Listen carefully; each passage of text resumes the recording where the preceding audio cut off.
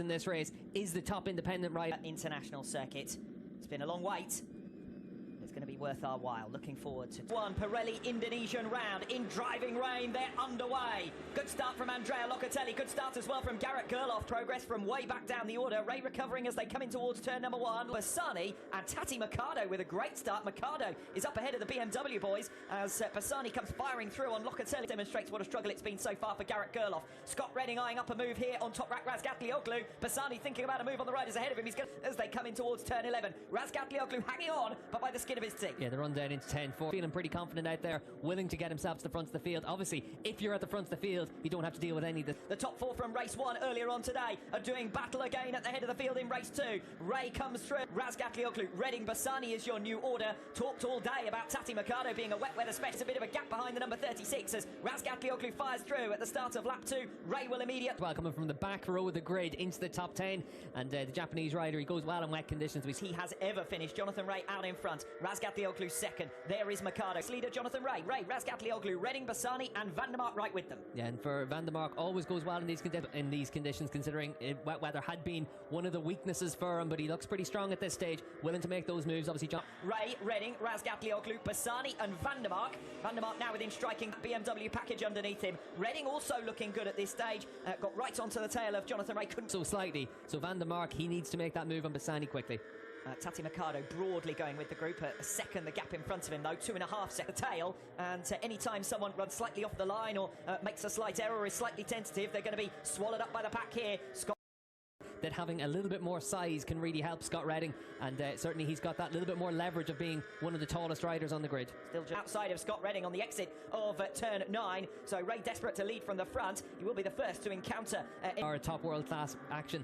You're getting it right now. This is the first time they've ever been around this track in wet conditions, and now they're all really trying to figure it out on the fly. You can see Michael Van der Mark at the back. Was hoping to run the outside and give himself the inside for the next corner. It hasn't worked out for him. It's Bassani who's making progress. I think he may have been collected by Michael Van der Mark there after a bit of a moment coming off the top independent ranking. Unfortunately, his hopes of that end in the gravel track. Yeah, and Axel, understandably, very frustrated with that. Well, Garrett Bassani was looking good. He gets moved out of the way by Razgatlioglu, and here's going to be the moment for him coming off the final turn. And he does get collected. Entry and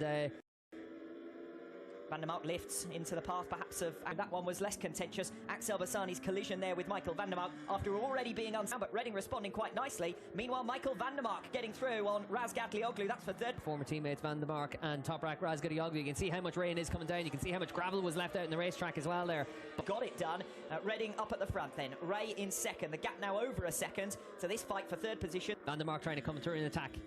Can't quite get there as they make their way through the right-hander. When they come across the line, the one thing is right now 1:44.0 was Scott Redding's last lap time. A dry weather lap around here is a Van der Mark to bridge any more of that gap because the pace of the front's really fast. Fine performance though. Might never see the light of day. Scott Redding out the front of the field. 1:43.648 in these conditions. That's astonishing. Razgatlioglu again. Attack Toprak though. We saw last time around he was a lot faster in the second half of the lap than Toprak. Jonathan Ray coming back at Scott Redding. We rejoin the race leading battle, and Ray has come through on Redding, and here goes Van der Mark on Razgatlioglu, and quietly nobody knows which way to recover that third place. I said no, everyone's got nothing to lose in this race. That's how they're approaching it as well. Good battling between. The back down the order. Tom Sykes occupies 5th position. Kota Nazane going to be a career best if he'll a 3-point margin. Locatelli at the end of this season as Van der Mark and Razgatlioglu almost. But it is only a couple of tenths of a second between himself and Scott Redding. Yes, new personal best from Razgatlioglu last time around, but still it looks like Van der Mark he manages to get that corner hooked up really well, and obviously we've seen in the dry conditions how strong Toprak is on the brake. Falls Ray or Redding or both out in front. There's not going to be any change other than these two, whether they'll finish. Matched him to 100th of a second. And sticking right with him, less than 2 tenths as they come across the line to start lap number 9. So Van der Mark recovering that third place. Yeah, Nazane behind us has lost a lot of time last time around. Got picked off by Gate still with, big slide there for Toprak. He's using the curves in down the road. Here he is on board the number 66. Garrett Gerloff will be the top independent rider, and Garrett Gerloff has recovered 6th place from Kota Nazane, who's consolidated 7th, but is now, as they are, that's Rinaldi gaining back the points that he trailed Andrea Locatelli by coming into this group himself, get himself back into a position to be right on the tail of Jonathan Ray. 3/10 of a second with a lap and a half played. Other than that, it's going to Be a move down the inside through this section of the track on the last lap. For the leaders, by and large, aside from that crash for Axel Bassani, as Michael Ruben Ronaldo. Jonathan Rea may have missed a gear shift there because Redding came powering past in a way that we haven't seen Ducatis do since the beginning of 29. Just try and attack him. There's clearly a lot of grip out there in the asphalt here, even in these wet conditions. So running towards turn 10, only for the brave that Jonathan Rea might see as his best opportunity to get through on turn. Redding tries to turn. Rea is already there. The pair touch. Rea then sweeps across the path of Scott Redding coming off turn 10 to recover the lead. Yeah, Jonathan Rea able to make the move into 10. Scott Rea that chance. He's got good drive through there though to get right with Rea. Scott Redding did leave the door open. It was wide enough for Jonathan Rea.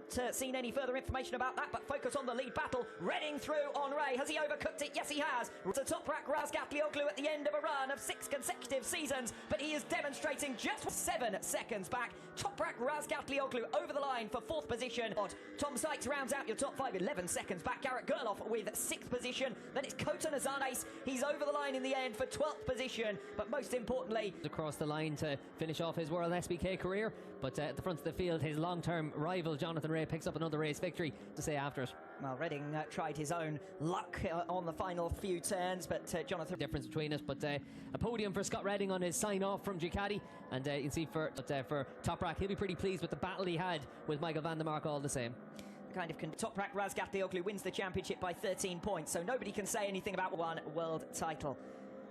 What shenanigans are going on here? Rea in the Superbike World Championship, and he comes up with 2 race victories out of 2. Yes, not too surprising, is it? Toprak Razgatlioglu is, and Jonathan Rea returns to his old trusty, and that's a nod to Razgatlioglu as much as to anything else. Next year for Jonathan Rea, and back to basics for Kawasaki as well. They need to start to work towards a 6-year spell for Jonathan Rea as the world champion. Yeah, and the opening round might have left it in some doubt. Assen might have left it in some doubt.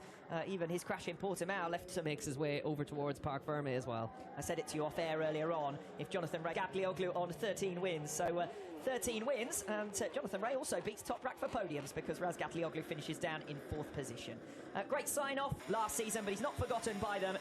Thanks to a World Wsbk legend, and thanks from all of us, and gave him something to think about at times over his spell with that Ducati factory. Degrees, very humid, so you could understand Scott trying to just get rid of as many layers. Away from the rain, of course, an emotional moment for Chaz Davies, no doubt. Yeah, definitely, and for his team as well, and all the way through. Very fitting that Rea